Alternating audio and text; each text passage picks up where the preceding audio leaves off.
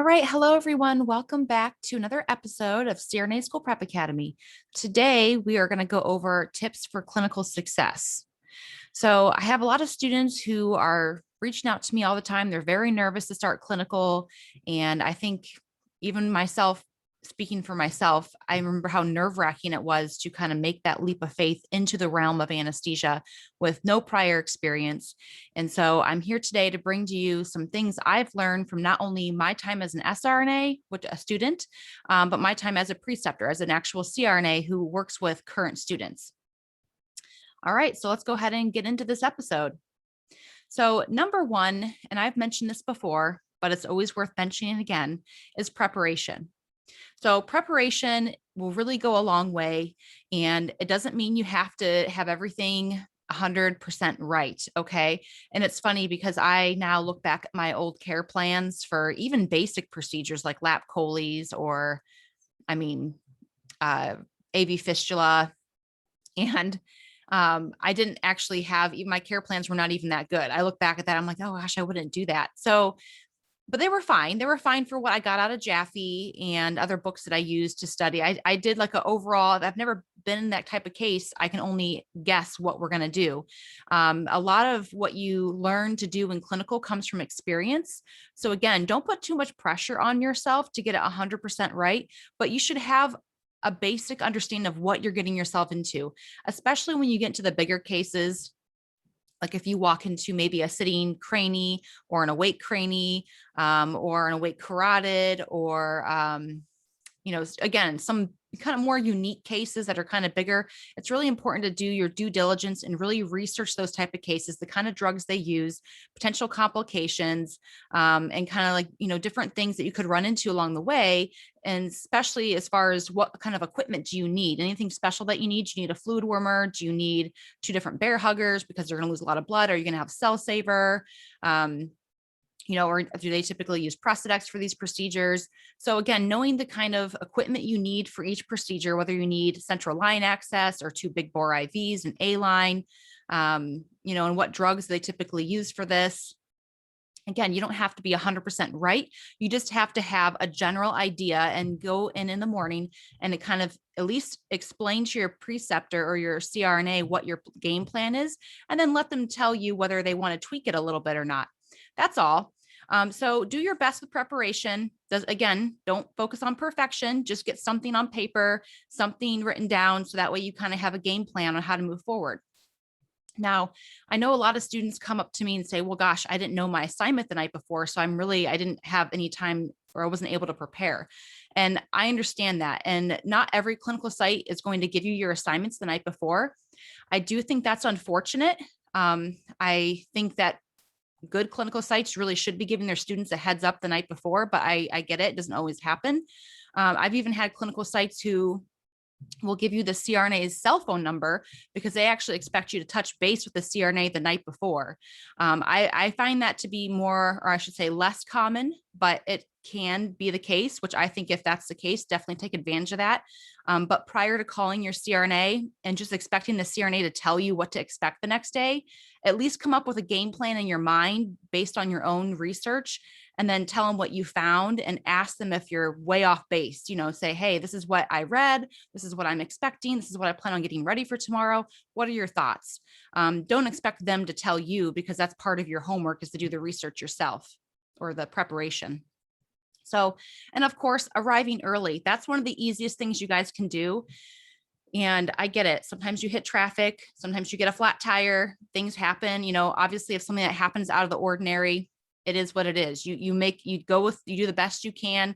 You may not arrive as early as you want do for various reasons, but try not to make a habit of that. Try to make a habit of giving yourself extra time. So if you arrive extra early, you can actually sit down and drink some coffee before your case starts. Don't leave yourself barely enough time so you're rushing around in the morning. And especially because you may run into some issues where maybe you can't find a second fluid warmer, or maybe, you take twice as long pre-op on your patient because the patient has tons of questions. And so Allow yourself time in the morning in case something does come up, so you actually still have time to make adjustments and be prepared for your case in the morning. The worst thing you could do is arrive late and have the CRNA potentially beat you to the room. Like, that's probably one of the worst things you can do as a student, because it really would show to the CRNA that you weren't there preemptively doing your due diligence and looking up the patient beforehand, and even taking initiative and pre-oping the patient yourself, if you're really arriving there when they get there. So you really want to try to beat your CRNA to the room in clinical. Not all sites will routinely have the CRNAs go to pre-op, just so you know. I do think that's still a good thing for students to do, regardless of whether your CRNA actually goes to pre-op. I think that's a good thing for CRNAs to do as well. But I've worked in several different facilities and I've seen several different ways. And, I get that that's may not always be the norm. But as a student who's learning these skills, I do think that's a vital skill to have as a pre-op skill. So I think as a student, you really should be taking initiative and getting to pre-op and pre-oping your own patient, even if you're new. I'm not saying on your very first day or very first week in clinical that I expect you to go do a thorough pre-op, but definitely be there and watch the attending or the CRNA run through the pre-op. So then the following week, you jump in there and try your best. It's okay if you muddle through it. It's okay if you are new. You're going to have to learn somehow. And the only way to get in there is to actually get in there and try, and, just be humble about it. You might fumble over your words or not know all the right questions to ask, but you will get better. The best way to kind of combat that is have an organized list on what you plan on asking. Go from head to toe. Look this up before you go into clinical, so you don't have to try to do it by memory. If you try to do it by memory, you're going to forget things. So when you're new, have a piece of paper, write down what you want to ask the patient. And ideally, what you should be doing too is look in the chart prior to talking to patient. So that way you already have an organized list of issues you may want to address with the patient. Do they have a history of GERD? Well, then make sure you ask them if they currently are experiencing any symptoms. Do they smoke? Looking up these things prior to talking to the patient will allow you to do a better assessment in pre-op. So make sure you're taking that initiative to do that as well. Utilize the techs. So not all hospitals will have anesthesia techs, but I would say the vast majority do, especially the larger institutions. A small surgery center may not. But if you do have techs, and instead of running around for 10, 15 minutes in the morning trying to find equipment that you can't find, a IV pump or a blood warmer or a bear hugger, call your tech and see if they can help you out. If that saves you 5 to 10 minutes to where you can spend that time in pre-oping your patient, that's going to be time well spent. So make sure you're not afraid to call your techs and ask for help as a student, especially when you're new and you don't even know where things are. I mean, ideally, you should be trying to find out where things are prior to your rotation, but sometimes it's not always possible, or you forget. Maybe you did a tour, but you don't remember where they keep the blue or the fluid warmer, extra fluid warmers at. Make sure you're calling your techs to ask those questions. Same thing goes with if you have a anesthesia machine that fails its checkout. I mean, definitely try to troubleshoot, but don't let it take up your entire morning trying to troubleshoot a vent failure. You want to make sure you're calling, your department so that it can hopefully bring someone in who can biomed or someone like that who can actually fix the vent, especially if they may have to exchange the vent for a new one. Make sure you're not spending 20, 30 minutes trying to troubleshoot a vent. Call for help early on. So that way, if they do need to switch out the vent, it's not going to delay surgery. But really, the vent check should be one of the first things you do because of that reason, because you don't want to wait till you get back from pre-op right before you start your case to do the vent check and realize it's going to fail. And now you need a whole new vent, and it's going to take time to get staff and the vent over to the room and potentially delay the case. Another thing that's important with preparation, you guys, is reaching out to fellow students who have been to that rotation before. This could be senior students. This could be current students in your class that just have been in that location prior to you arriving. So especially before your specialty rotations, you really want to be reaching out to current students who have already been there, done that. They probably have resources to give you, cheat sheets, maybe even information on particulars about CRNAs and MDs and what they prefer. This could be really invaluable as you transition into that new role and a new location. One of the hardest things about being a student, you guys, is going to different clinical sites all the time. It's like a brand new job. It's stressful, a new environment, different ways, different personalities. So it's an adjustment phase. So the more heads up you can have on what to expect, the better you're going to be able to quickly acclimate to the environment. So make sure you're taking advantage of that. So, and again, one of the tips I can give you guys is you won't know everything. So don't go into clinical thinking that if your preceptor critiques you on your care plan, or if they ask you something you don't know, that you're a failure. That is not the case at all. All you have to do if you don't know something is say, well, I will take initiative to look that up on my break. That's all you have to do. Write it down, put it in your CRNA's mailbox, or go discuss it with them later the next day or whenever. That's all you have to do. That's an A++ in my book. If a student takes initiative to go look something up and gets back with me later.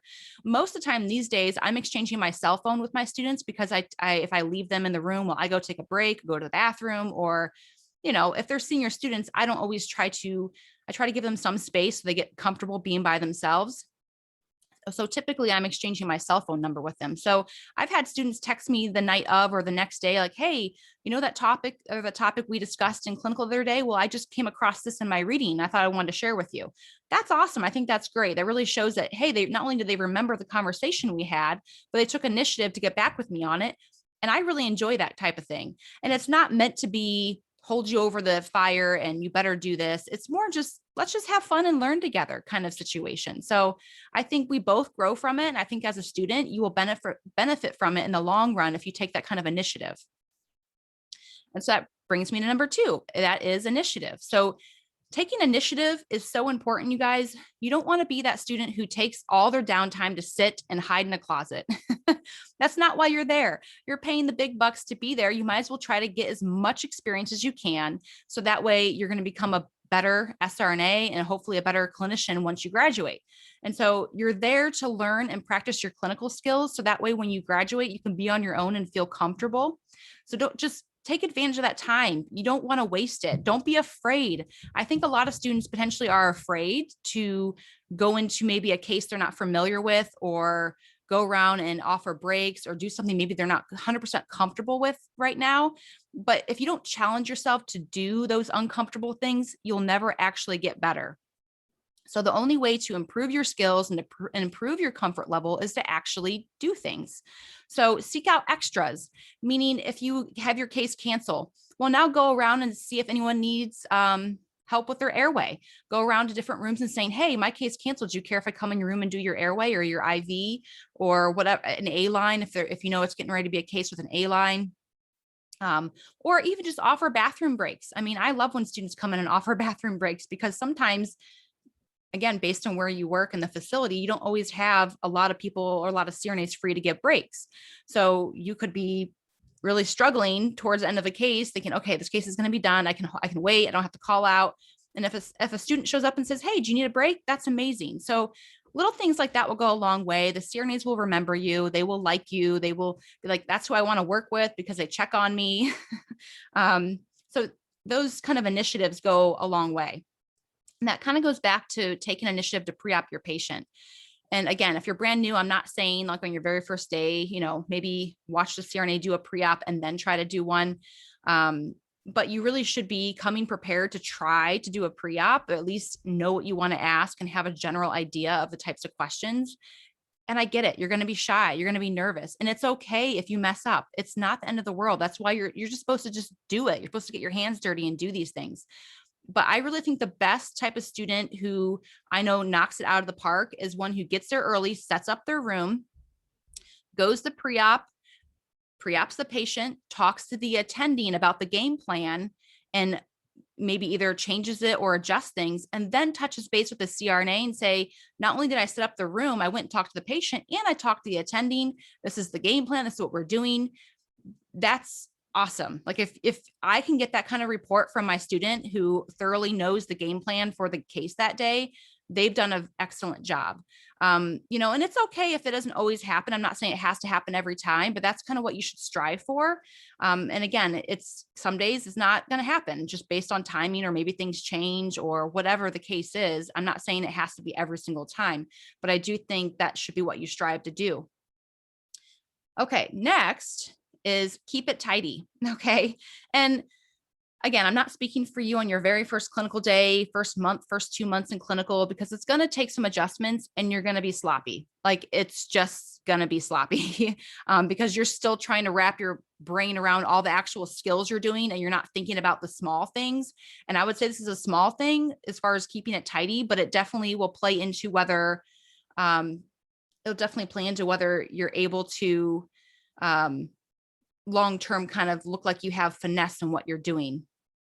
So again, I really think keeping it tidy will play into kind of your overall picture. And I know like students who tend to keep things tidy, I tend to think, oh gosh, okay, they have it together. They kind of have a good plan going. So again, just be aware of cross-contamination, things like after the intubation, are you touching the ambu bag with a slimy, slobbery glove?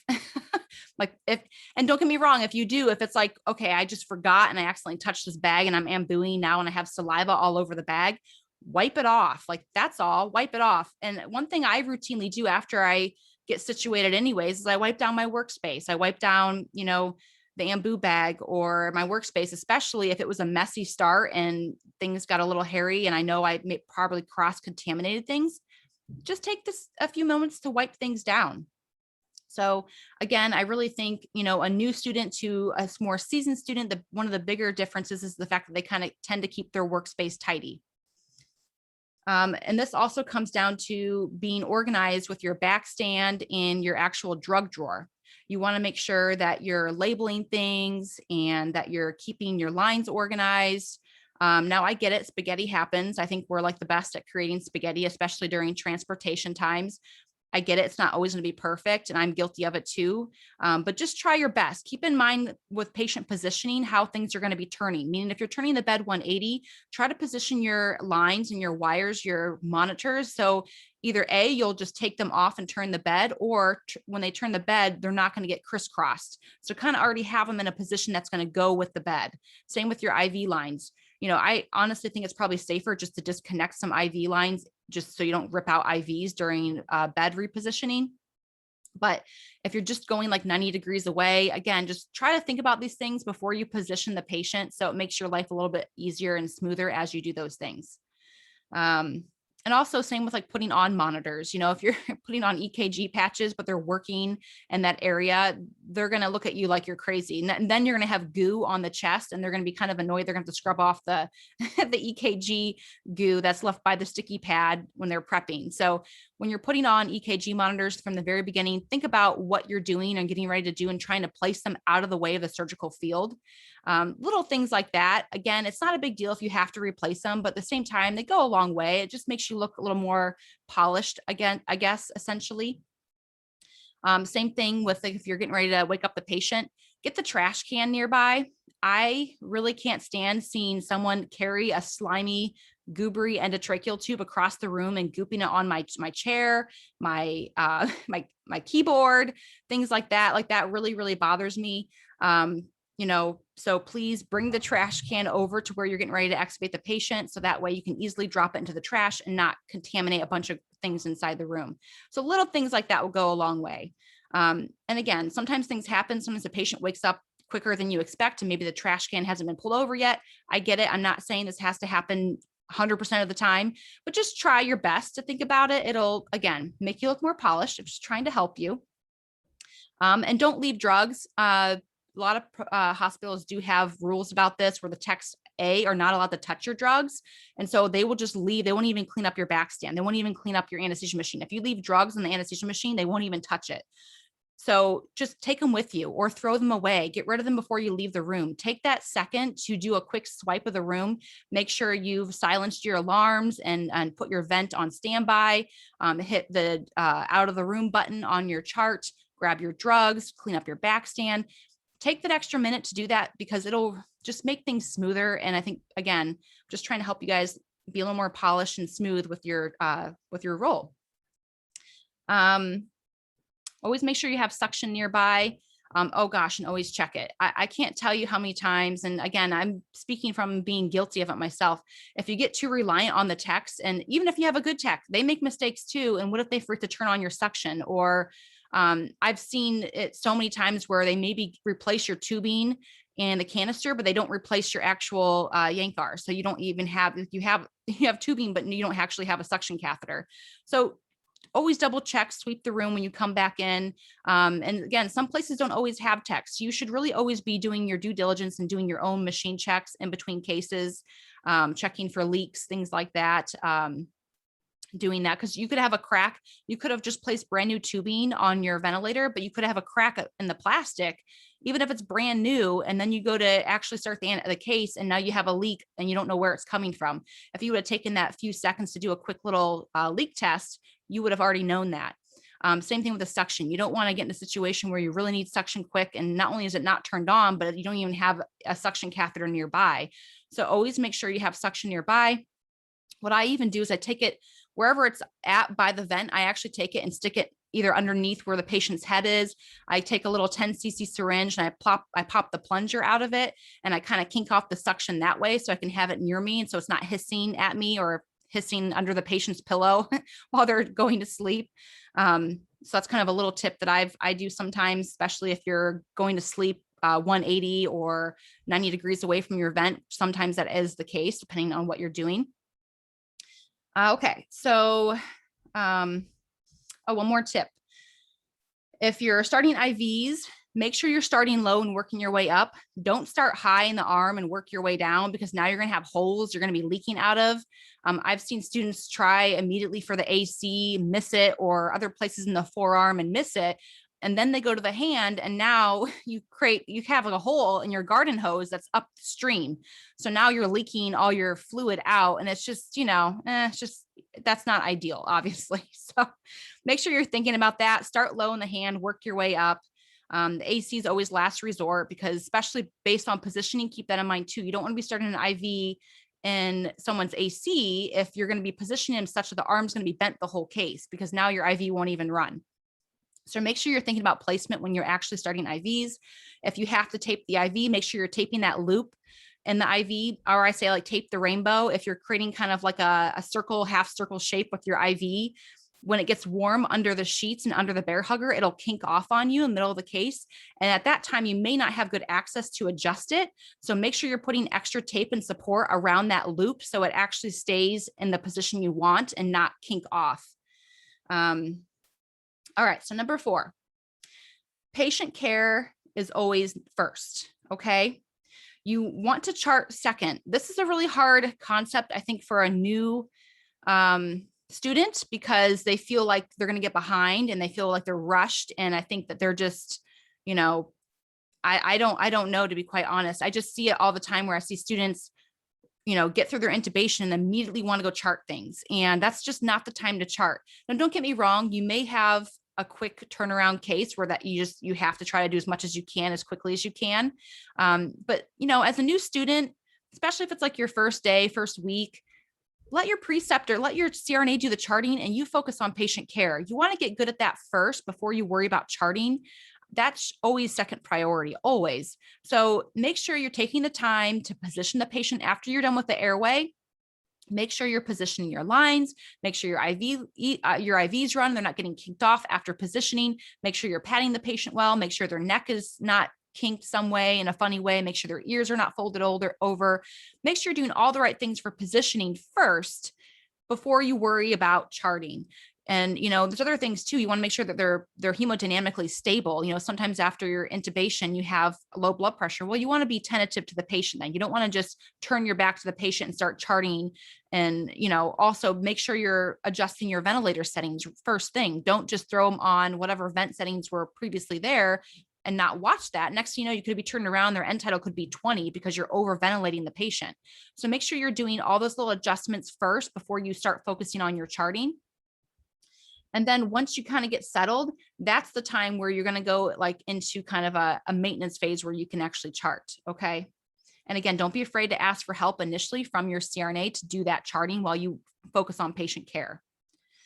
And little things like making sure you're taping the eyes prior to masking and doing your DL. That's when corneal abrasions can happen, especially if the airway is not straightforward and your badge is hanging down their face. You could actually make a corneal abrasion during that time, especially if you're masking and your masking's not sitting on the face well and you're getting into their eyes.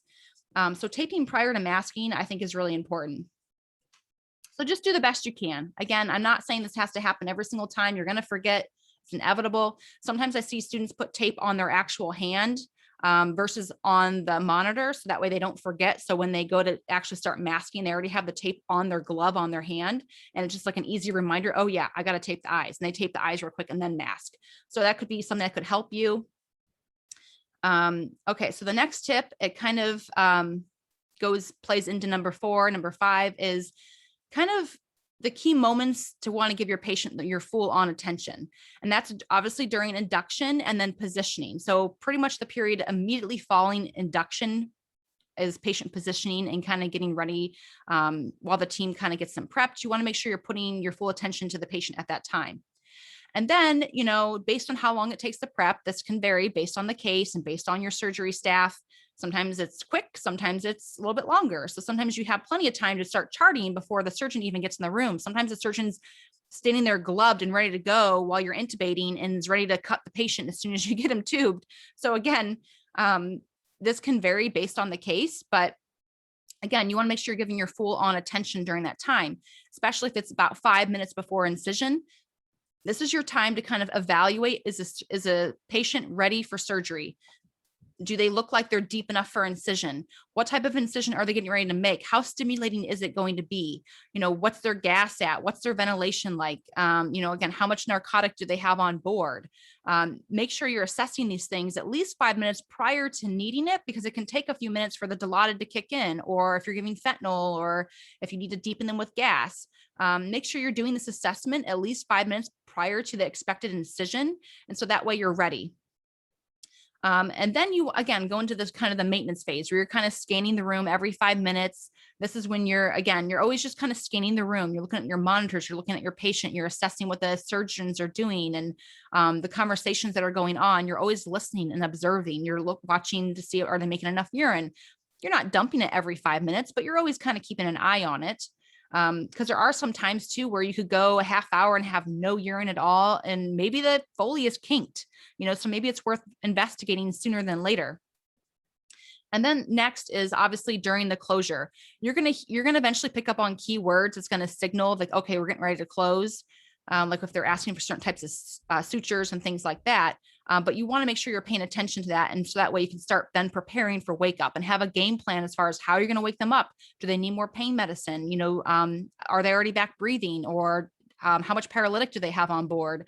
When am I going to use to reverse them? Am I ready to go for the next case? So again, closure is kind of an important time to not only prepare for the wake up, but also kind of prepare yourself mentally for the game plan and for the recovery and what you plan on doing. Do they need anything special to take with you to PACU for this patient?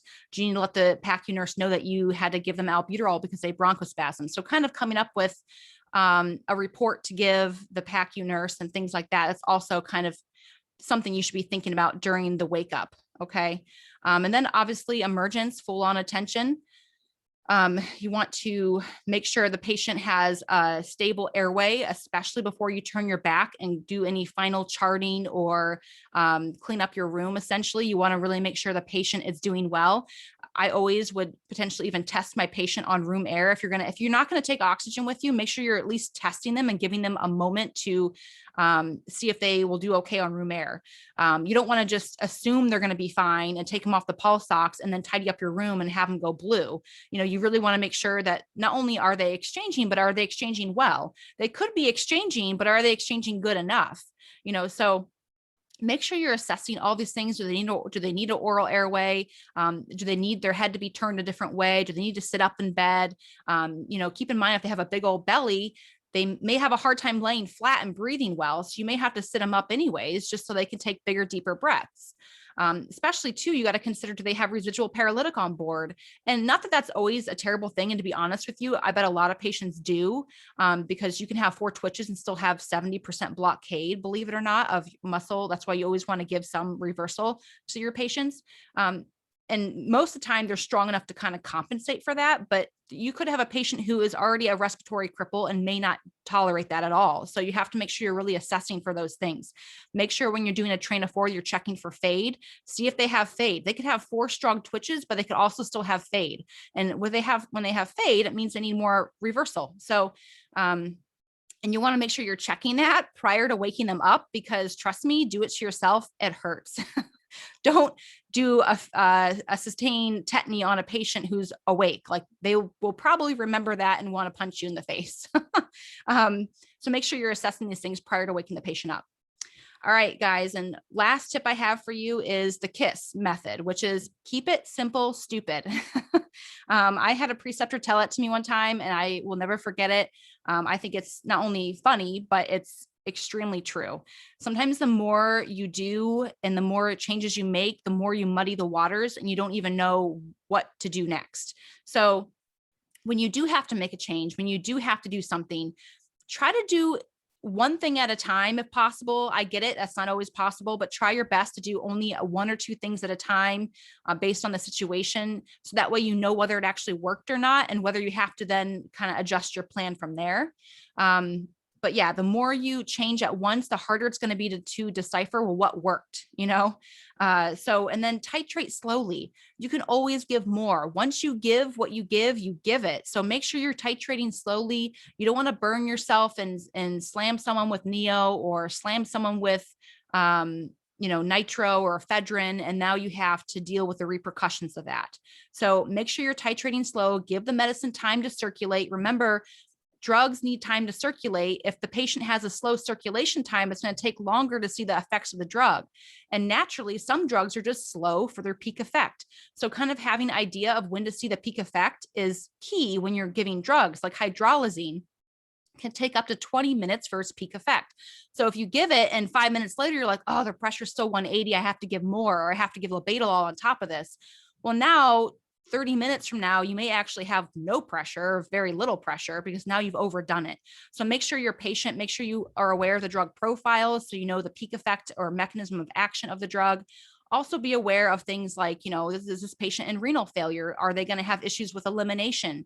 You don't want to give someone renal failure some morphine. So make sure you're picking your drugs appropriately. I really think pharmacy is one of the key things that students really should be aware of when they go into their clinical setting, because that's one thing that could actually cause a lot of harm to the patient if you're not very familiar with your pharmacy when you start clinical. So make sure you're brushing up on that before you start.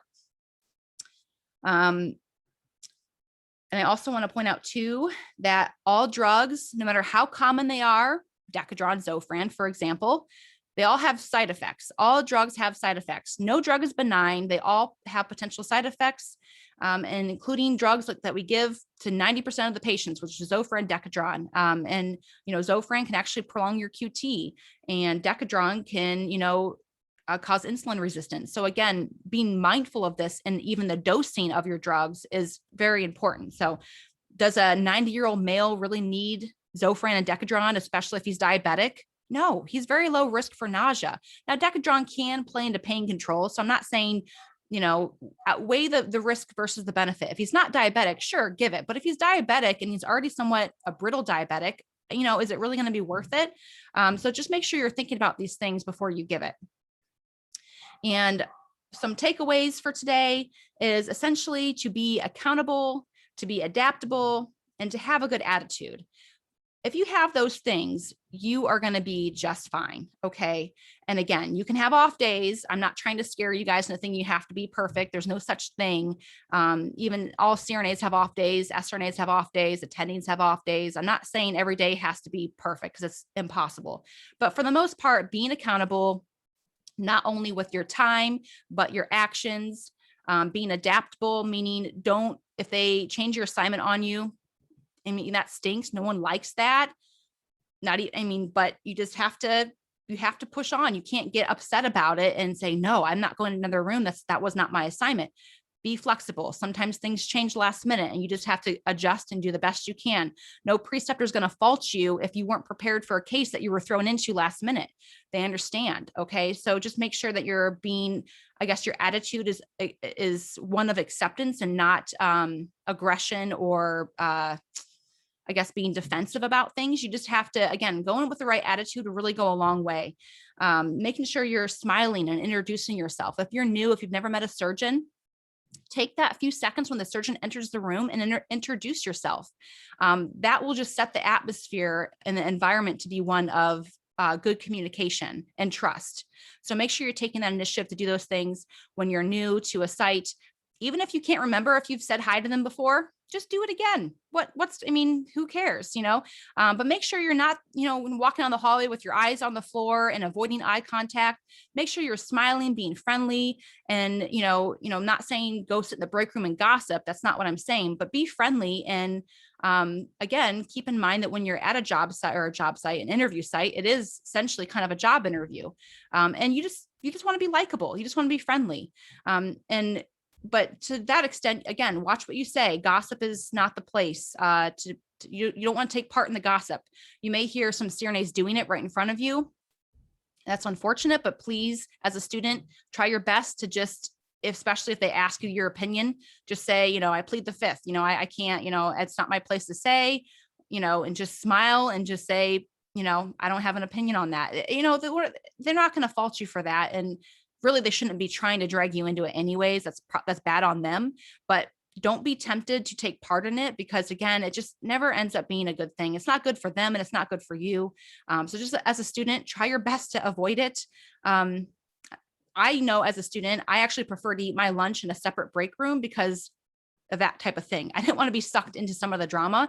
Now, sometimes I would go eat in the break room depending on the day, but I would essentially kind of keep to myself. I'd be friendly, I'd smile, but I would essentially kind of keep to myself unless, there was something that, again, I felt was relatively safe to comment on. So again, when you're out of school, it's okay to partake in some of that, but just be careful as a student. People can be weird. I don't know. That's probably the best explanation I can have for you guys.